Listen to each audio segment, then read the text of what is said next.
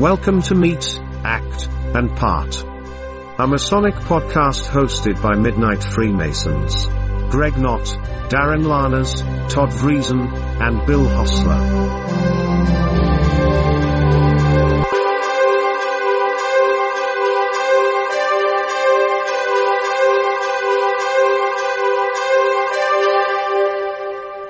Hello everybody and welcome to another exciting episode of Meet, Act, and Part. This is episode 33 and is the second we're doing as part of the four cardinal virtues. And the topic on this one is prudence. So let us introduce ourselves. I am one of your co-hosts and my name is Greg Knott. And hi, I'm your other co-host this evening. My name is Darin Larners. So I've been charged to lead the discussion on prudence, and let me just read you something because we read a few things to help set the stage and also gives you what others think about these words. This is from 1977. It was a short talk bulletin written by Alphonse Serza, who was actually an Illinois Mason from some time ago. He was very active in the Illinois Lodge of Research and was a fairly prolific author, if I recall correctly. But he wrote in this one about prudence. He says, prudence is closely related to both temperance and fortitude, for it is the type of yardstick which is used in determining what constitutes temperance in a specific situation and to what extent fortitude should be applied. Freemasonry defines prudence as that principle which teaches us to regulate our lives and actions agreeably to the dictates of reason. It is that habit by which we wisely judge and prudently determine the effect of all things relative to our present as well as our future happiness. The application of prudence to our everyday life means that we will use discretion in our acts and words, that we will use good judgment in what we say and do, that we will use self-control and foresight in all such matters. It also means that we will act intelligently and with conscience regard of what consequences will be. I mentioned that I like to eat apple pie. By the use of prudence, I realize that I have had an ample meal, that if I've had an ample meal, it is best that I have only a small piece of apple pie for dessert. Using prudence helped me realize that if I have a large piece of apple pie and then a second helping, I will feel stuffed and suffer physical discomfort. So I decide to be temperate in eating apple pie. I realize the possible consequences, and with the use of fortitude, I refrain from having a second helping. Prudence teaches me to build a fort against my desire to satisfy unduly my desire and taste for a second helping that it is best I be temperate and only have one small piece.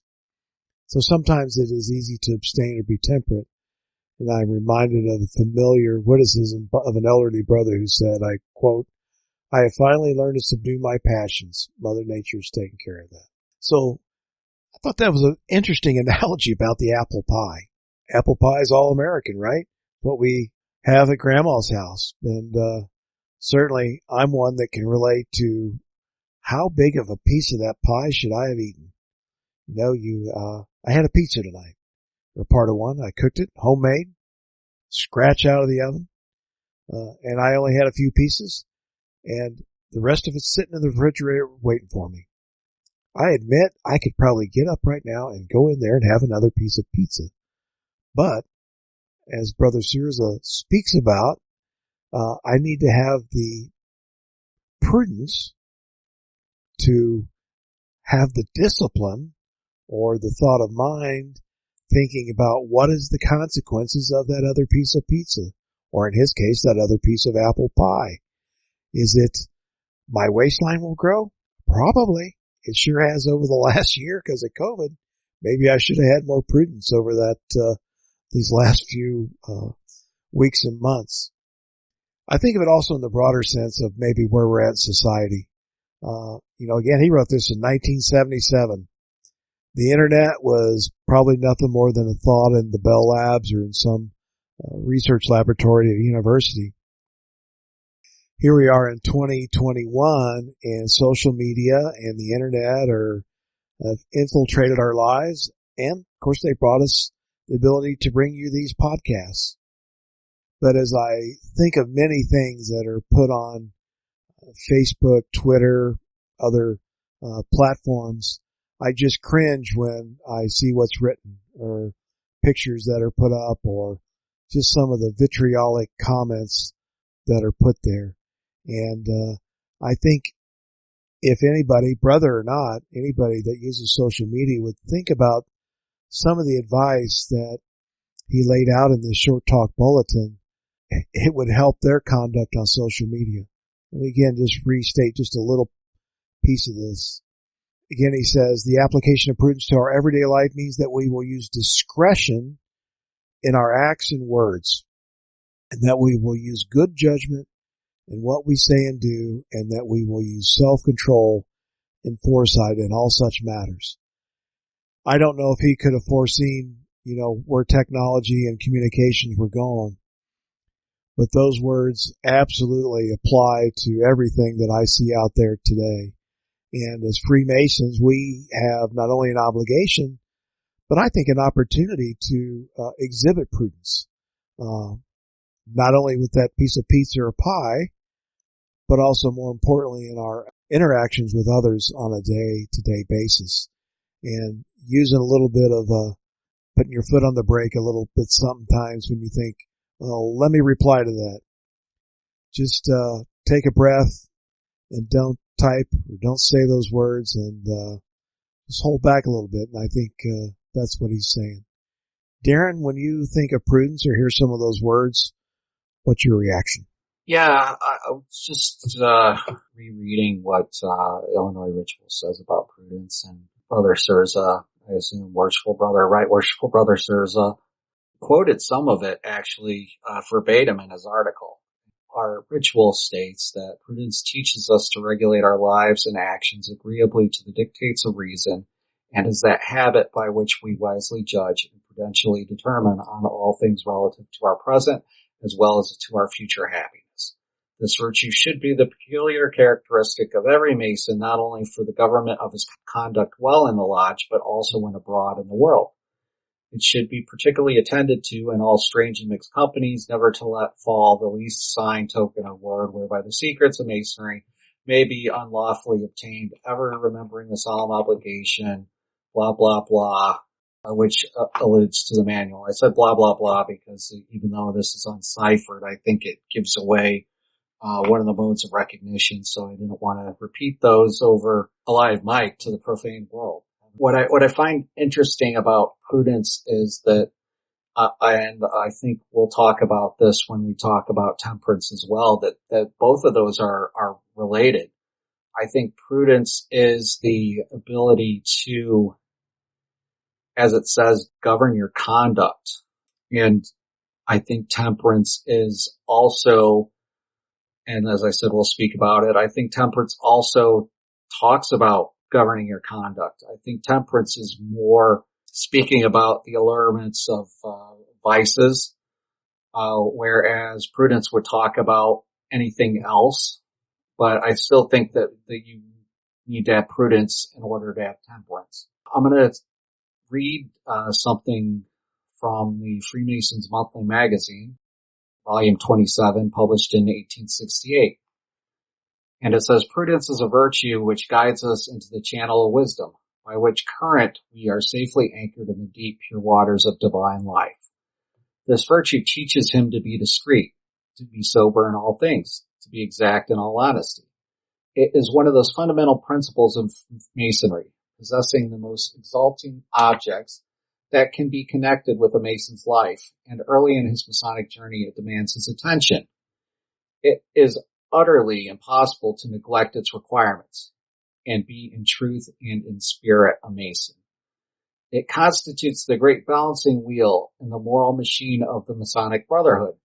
No improprieties or irregularities are taught or can be tolerated, and the institution be sustained. Prudence Masonically to the pupils of Masonry becomes the guiding star, sending her rays of light to brighten the pathway of the frail, the weak, and the timid. It directs the footsteps of the weary, through the dreary and the dismal ways of darkness and gloom to a temple of peace and harmony. What I kind of find fascinating about that is the line where it basically says that it's utterly impossible to neglect its requirements and be in truth in the spirit a Mason, because of all the cardinal virtues, I think prudence is one that is probably not practiced enough by Freemasons. And I think, Greg, you alluded to it, but I'm sure all of us have seen something on social media where someone who's a brother has said something that is not really something a Mason should say.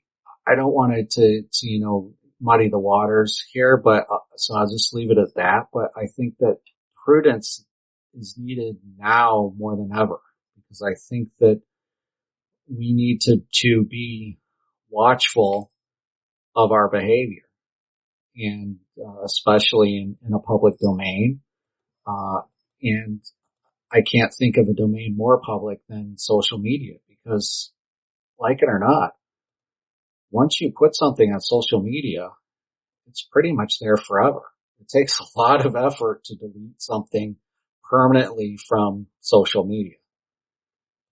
And I think that as a Freemason, we really do need to use prudence to moderate our behavior.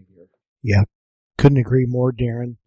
We throw out here a paragraph again. I referenced last episode, Hillsborough Lodge number 25 in Florida has an article on their website, but the paragraph about prudence says, for Masons, prudence enables us to regulate our lives and actions agreeably to the dictates of reason.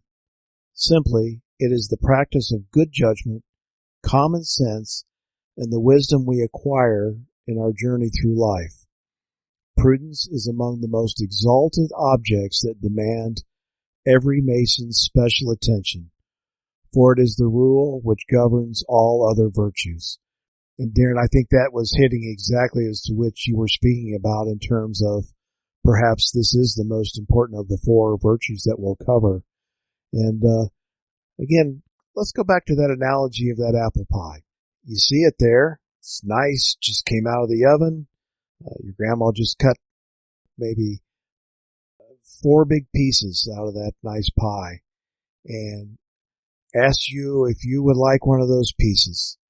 And as a Mason, because you had a big meal, you're able to exhibit prudence and says, Grandma, I think I'll just have an eighth of a piece. So please cut one of those quarters into a half for me. In other words, what you've done is said, I paused, I thought, I considered, did I really need that other piece of apple pie? It would have tasted good to have a big piece. But afterwards, would I have regretted it? Would I have felt groggy or tired because I ate too much? Or, the better outcome, I said, I would like a piece, but please make it smaller. You consume that great piece of Grandma's apple pie, and when you're done, you feel good. I made the right choice.